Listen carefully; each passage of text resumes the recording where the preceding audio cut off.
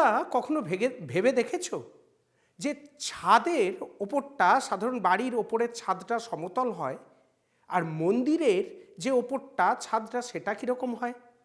সেইগুলো হয় চূড়ার মতো। আচ্ছা, কেন এরকম হয়? তার কারণ হচ্ছে যে আমাদের বিশ্বাস যাতে কেউ দেবতার মাথায় উঠতে না পারে।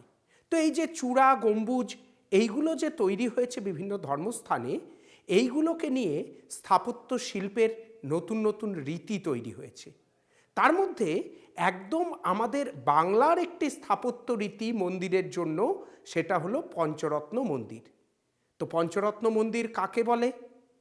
তোমরা যদি কখনো বিষ্ণুপুরে যাও, সেখানে তোমরা শ্যামরায়ের মন্দির দেখবে। তোমরা যদি গড়পঞ্চকোট যাও, সেখানে তোমরা মন্দির দেখতে পাবে। সেই মন্দিরে দেখবে একটি প্রধান চূড়া আছে, তার সঙ্গে সঙ্গে 5টি ছোট ছোট চূড়া আছে।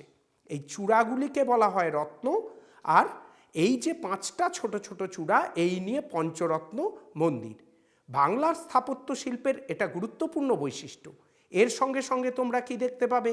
বিষ্ণুপুরের জোড়বাংলা মন্দির দেখতে পাবে, সেখানকার টেরাকোটার কাজ, এইগুলো বাংলা স্থাপত্য শিল্পকে তুলে ধরে। এখন এই বিষয়টা তোমাদের কাছে গুরুত্বপূর্ণ কেন? বর্তমানকালে তোমরা দেখেছো যে এখন পেশা নানা রকম নতুন নতুন দিকের সন্ধান দিচ্ছে। এই যে ট্যুরিজম, এটা কিন্তু খুব গুরুত্বপূর্ণ পেশা।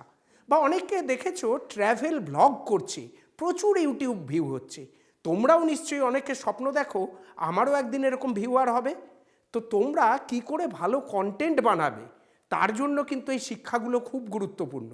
অন্যরা যা বলবে, ইতিহাস থেকে তথ্য নিয়ে স্থাপত্যের বিভিন্ন যে বৈশিষ্ট্য সেগুলোকে তুলে ধরে তুমি যদি তোমার কন্টেন্ট বানাতে পারো, দেখবে সেগুলো অনেক বেশি আকর্ষণীয় হবে লোকের জন্য। অনেকে তোমার কাছে আসবে সেই বিষয়ে জানার জন্য, তোমার ভিডিও দেখার জন্য।